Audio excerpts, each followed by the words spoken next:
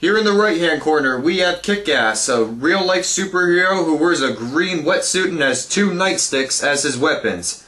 And over here in the left ring, we have the Crimson Bolt, whose weapons of choice include a rifle, a handgun, a butcher knife, a kitchen knife,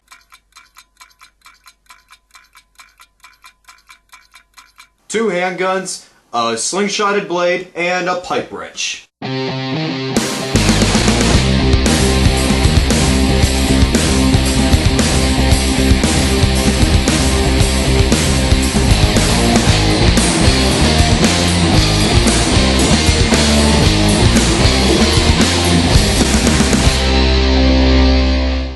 Superstars Rainn Wilson as Frank Darbo, a guy who's pretty much been a loser all his life and is somehow married to Sarah, who's played by Liv Tyler, who is also a recovering alcohol addict and drug addict at the same time. He has his normal job as a short-end cook, but he always has these 2 moments that he'll never forget, which is the day he married Sarah and the time he helped a cop point the direction a suspect was running to. But his life completely shatters in front of him when his wife Sarah is stolen by the smooth-talking drug dealer Jocks, played by Kevin Bacon. And what Frank decides to do is create his own superhero after being touched by God and being inspired by the Christian superhero, the Holy Avenger on TV, played but to great effect by Nathan Fillion. Along the way, he starts taking out his own style of crime fighting along the criminals of the city that he lives in, and he soon teams up with Libby, a crazy comic book store employee who has much bigger dreams of her own, played by Ellen Page, as they both team up to take down Jocks and his men for sure. Now, to just point it out, Super is a superhero comedy film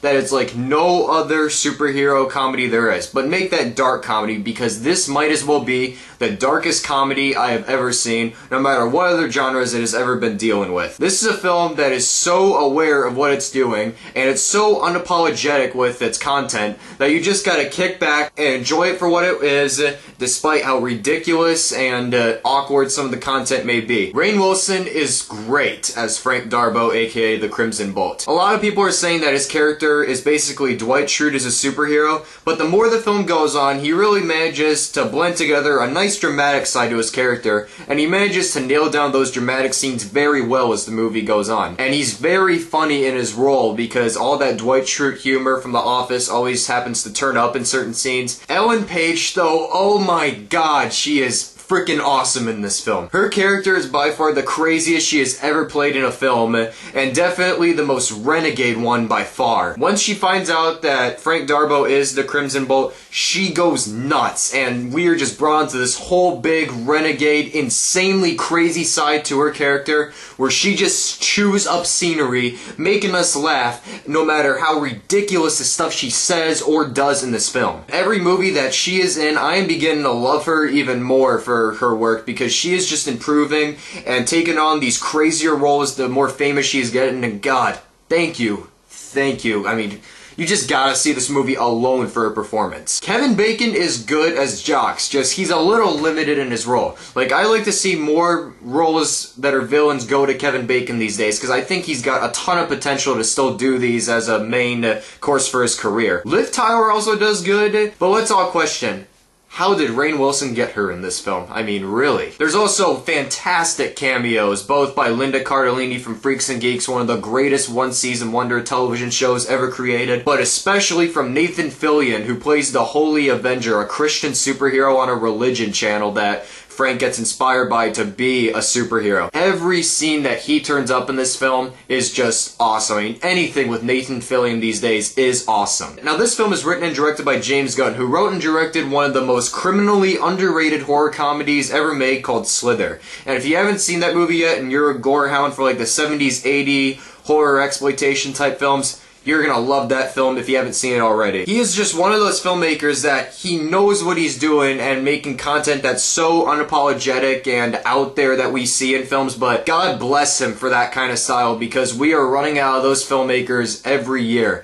And just thank God for him for keeping this up. He creates some very funny dialogue in between his characters, and he's never afraid to make the movie too outlandish. And that's what I really liked about this film, because most of the time we see superhero films that are really set between their limits because they're usually from source material that they have to go off of. But since this is an original work, he has no limits. He just goes as far as he can, and he makes some of the most entertaining set pieces that I've seen so far this year. And let me tell you, the violence in this film is so gory in some parts. Like, it's nowhere as bloody as most films that I have seen already, but man, when the violence kicks in towards the end of the film, it is just non-stop bloody, awesome fun at the same time, though. The indie genre is really on a good run right now, as with this and Cedar Rapids and my top 5 favorite films of the year so far. Oh my god, this is gonna be a good year for indie films, that's all I know. I'm giving Super 4.5 out of 5 stars, and that is only the second movie I've given that rating this year, the other one being Rango, so that's how much I enjoyed this film. Like, I really appreciate what James Gunn did with this film, and his style just really needs to keep up, because I'm really hoping he's got more of these films up his sleeve in the future. So I hope you enjoyed my review of Super. You can also follow me on Twitter, and I just created a Facebook page for Cali Critic Reviews. The links for both of those are in the description box below. And in the meantime, I'm Tyler from Cali Critic Reviews, and I'll see you guys later.